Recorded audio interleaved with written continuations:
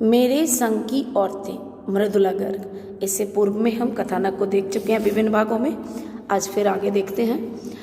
लेखिका की बड़ी बहन जो थी वो, उनका नाम था मंजुल, वो भी लेखिका थी। उन्होंने शादी के बाद अपने पति का सरनेम साथ लगाया और उन्हीं के नाम से लिखने लगी। पति का नाम अपने नाम में जोड़ने में उन्हें कोई हीन भावना नहीं हुई। लेखिका की दूसरे नंबर की जो बहन थी, लेखिका स्वयं थी दूसरे नंबर में।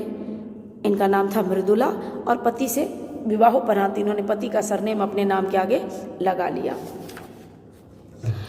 उसके पश्चात जो है इनकी दो और बहनें, रेणु और चित्रा, इन दोनों ने लेखन कार्य नहीं किया। लेकिन लेखिका की जो सबसे छोटी बहन थी उन्होंने लेखन कार्य किया, जिसका नाम था अचला। इनकी बहन चित्रा जो है उसके बारे में ये बताती हैं कि इनकी सभी बहनें लीक से हटी हुई थीं।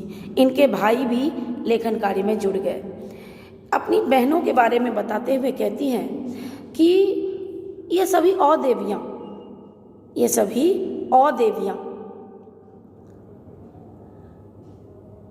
लेखिका कहती हैं कि हम 5-6 भाई बहन हैं, जिसमें से हम 4 लिखते हैं, 3 बहनें और 1 भाई, और बाकी पूरा खानदान पढ़ता है। लेखिका कहती है कि जब मैं ससुराल आई तो वहाँ मुझे कोई नहीं पढ़ता, इससे मुझे फ़ायदा ही हुआ है, नुकसान नहीं, क्योंकि वहाँ मुझे आलोचना नहीं सहनी पड़ती है।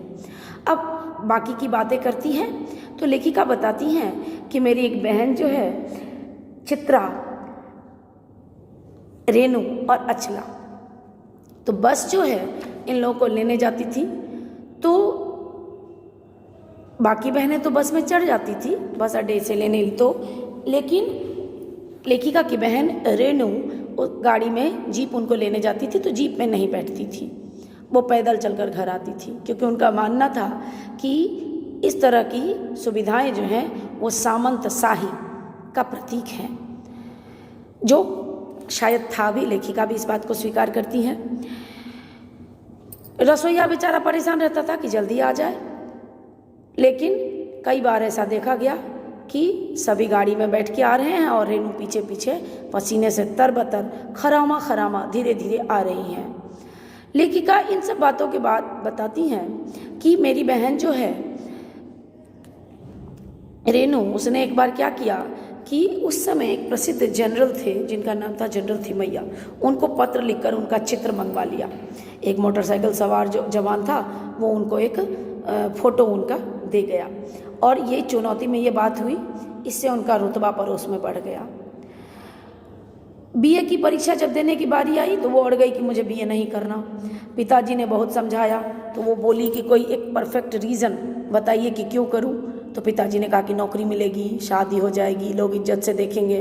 कोई तर्क विश्वसनीय नहीं था, और अंत में पिताजी ने ज़बरदस्ती कहा कि मैं तुम्हारा पिता हूँ, तुम्हें बीए करना होगा। तो उन्होंने बीए किया, और लेखिका कहती हैं कि वो पास कर गई। और उनकी एक और विशेष बात थी, वो कहती थी कि उन्हें कोई इत्र भेंट नहीं करता, और इसकी वजह सिर्फ ये है कि इत्र उसे भेंट की जाती है जो स्नान नहीं करता।